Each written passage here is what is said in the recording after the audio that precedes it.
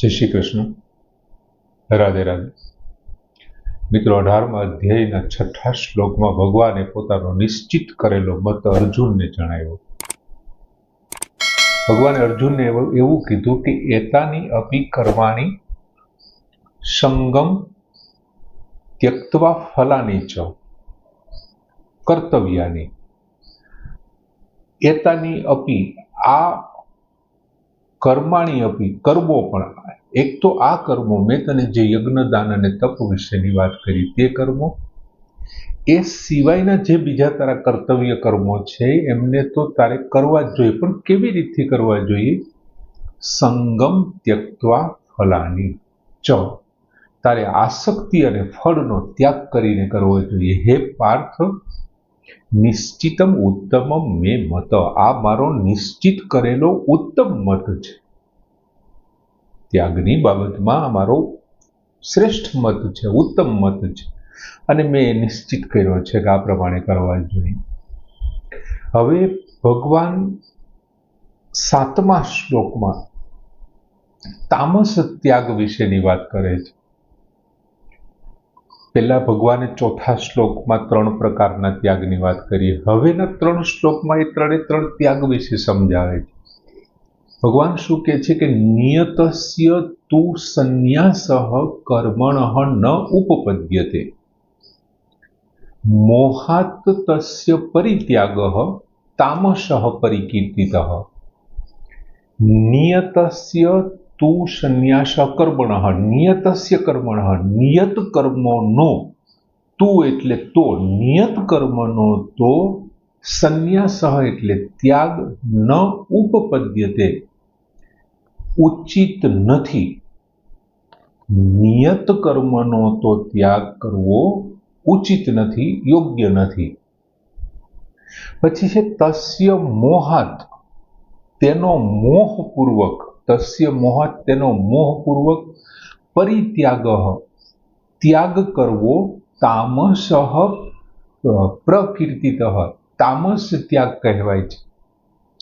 જો નિયત કર્મનો ત્યાગ કરવો ઉચિત નથી, તું નિયત કર્મ છોડી ન શકે, એનો ત્યાગ ન કરી શકે, એ અયોગ્ય છે જો તું છોડે તો. એ પછી બીજું શું કીધું? જો કદાચ તું મોહપૂર્વક, મોહને વશ થઈને જો તું એનો ત્યાગ કરીશ તો એ તારો તામસ ત્યાગ છે. હવે ભગવાને અહીંયા 3 પ્રકારના ત્યાગનું વર્ણન એટલા માટે કર્યું હોય એવું લાગે છે કે ગીતાજીની શરૂઆત યાદ કરો. અર્જુન પોતે કર્મોનો સ્વરૂપથી ત્યાગ કરવા માટે તૈયાર થઈ ગયા હતા. અર્જુન પોતે હું યુદ્ધ નહીં કરું, એનો અર્થ શું થયો? યુદ્ધરૂપી કર્મનો ત્યાગ કર્યો. અને યુદ્ધ અર્જુન માટે શું હતું? નિયત કર્મ હતું, આવી પડેલું કર્તવ્ય હતું. પોતાના ભાઈઓનું રક્ષણ, પત્નીના અપમાનનો બદલો લેવો, પોતાનું રાજ્ય છીનવાઈ ગયું છે, ક્ષત્રિય તરીકે એમના માટે નિયત કર્મ હતું. અને અર્જુન છે એનો સ્વરૂપથી ત્યાગ, કોઈ પણ પ્રકારનું કર્મ કરવા નથી માંગતા.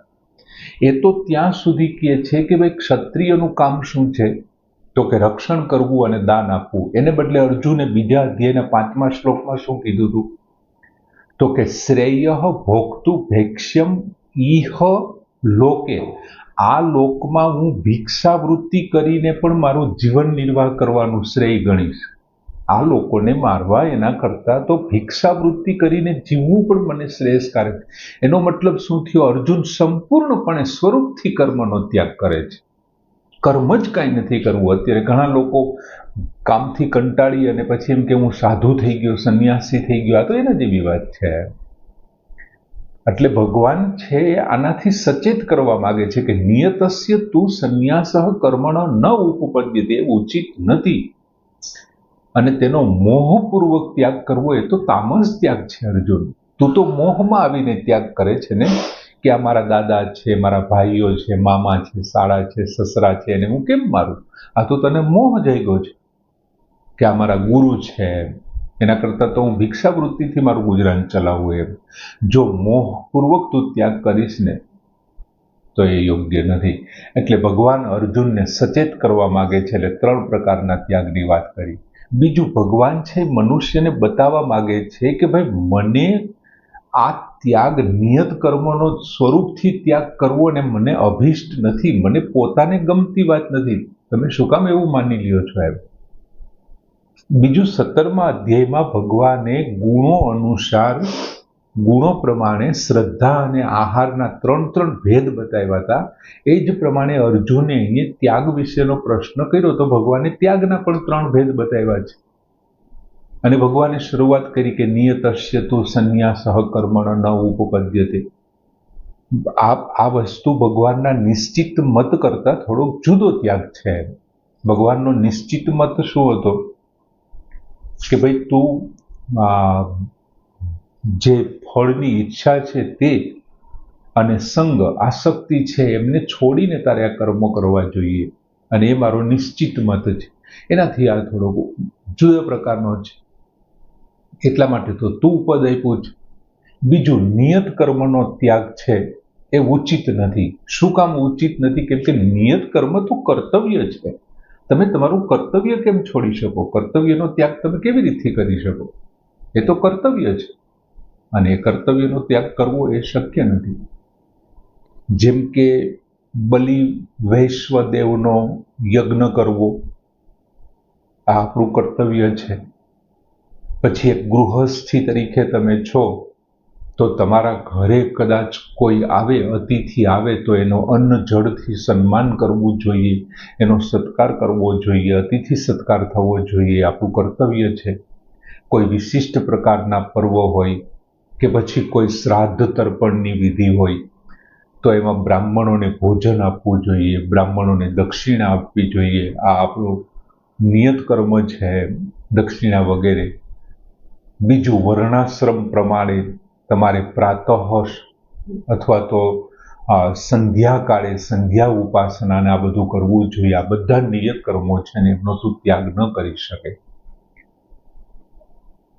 એ ત્યાગ ઉચિત નથી કીધો જો તું કરે તો. એ બીજું, ભગવાન એવું કહે છે કે મોહાત તસ્ય પરિત્યાગ, તેનો મોહને લીધે જો તું ત્યાગ કરીશ તો એ કેવો થશે? તામસ પ્રકારનો ત્યાગ કહેવાશે. નિયત કર્મ છે એ જો તું મૂઢતાથી છોડીશ તો તે તામસ ત્યાગ છે. જેમ અર્જુન છોડવા બેઠા અજ્ઞાનવશ, શરીરને સાચું માની લીધું અને આ શરીર જ સર્વસ્વ છે એવું માની અને પોતે મોહમાં આવી ગયા, અજ્ઞાનતામાં આવી ગયા અને પોતે યુદ્ધ છોડવા તૈયાર થઈ ગયા કે હું આને બધાને મારવા વાળો છું. અરે ભાઈ, તું નહીં મારે તો પણ એ શરીર નાશ પામવાનું છે, અને અંદર બેઠેલો આત્માને તું ધારે તો મારી નહીં શકે એમ.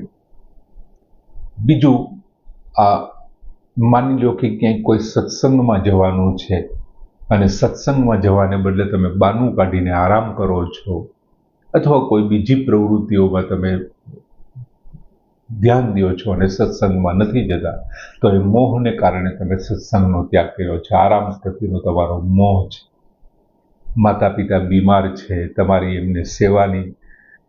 એમને તમારી સેવાની જરૂર છે, અથવા તમે કોઈ વૈદ્યને બોલાવવા જાઓ છો કે પછી કોઈ ઔષધિ લેવા જાઓ છો અને વચ્ચે કોઈ જુગાર પાસાઓ રમે છે અને તમે એ ભૂલી અથવા એને પાછું કામ ઠેલવી અને તમે જુગાર પાસા રમવા બેસી જાઓ છો, તો એ તમારો મોહને કારણે ત્યાગ છે. જુગાર પ્રત્યેનો મોહ છે, એ તમારું નિયત કર્મનો તમે ત્યાગ કર્યો છે. અને જો આવો ત્યાગ કરશો તો એ કેવો થશે? તામસ.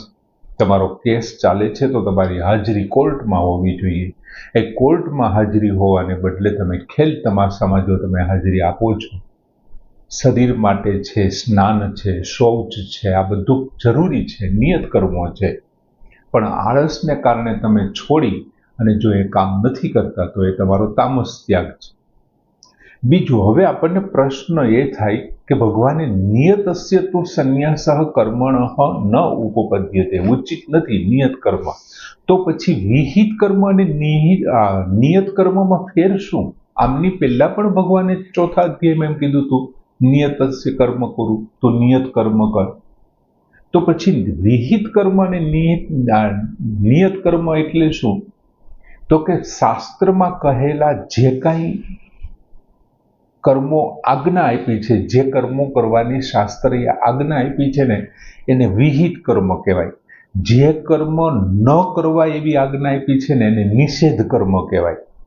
જે કર્મ કરવા એવી આજ્ઞા આપી છે એને વિહિત કર્મ કહેવાય. હવે એક જ મનુષ્યને માટે બધા વિહિત કર્મ કરવા શક્ય નથી, કોઈ કાળે શક્ય નથી. કેમ કે શાસ્ત્રમાં દરેક વાર, દરેક તિથિની વિધિઓ આપી છે, એના ઉપવાસ આપ્યા છે. હવે જો બધા વાર અને તિથિ તમે કરો તો પછી તમે એનું બધા તિથિને વારનું વ્રત કરશો તો પછી તમે ખાશો ક્યારે, જમશો ક્યારે? એટલે બધા વિહિત કર્મો તો તમારાથી થશે જ નહીં. તમારાથી એટલે આપણા કોઈનાથી નહીં થાય. દરેક વિહિત કર્મ આપણે નહીં કરી શકીએ. તો પછી કરવું શું? તો કે તમારો જે વર્ણ છે, તમારો જે આશ્રમ છે, ચારે ચાર આશ્રમ છે, દાખલા તરીકે વર્ણ એટલે બ્રાહ્મણ, ક્ષત્રિય, વૈશ્ય, શૂદ્ર. આશ્રમ એટલે સંન્યસ્તાશ્રમ છે, ગૃહસ્થાશ્રમ છે, પછી બ્રહ્મચર્યાશ્રમ છે. એ ચારે ચાર આશ્રમો અને ચારે ચાર વર્ણ પ્રમાણે અને આ ઉપરાંત પરિસ્થિતિ પ્રમાણે જેને માટે જે કર્તવ્ય આવશ્યક હોય ને તે કર્તવ્યનું નામ નિયત કર્મ છે. અર્જુનનો વર્ણ કયો છે? તો કે ક્ષત્રિય છે. ક્ષત્રિય માટે કયું છે? તો કે યુદ્ધ કરવું અને દાન દેવું. એને બદલે અર્જુન શું કરવા બેઠો છે?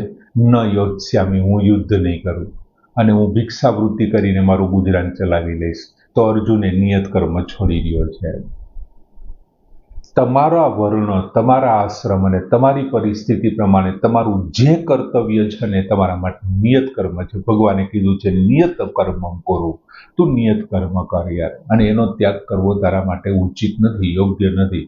ટૂંકમાં ચારે ચાર વર્ણ અને આશ્રમ પ્રમાણે જીવિકા માટે દરેકને, બ્રાહ્મણ, ક્ષત્રિય, વૈશ્ય અને શૂદ્ર, આ ચારેયને જીવિકા માટે જે કામના નિયમો છે ને તે નિયમનું નામ નિયત કર્મ છે.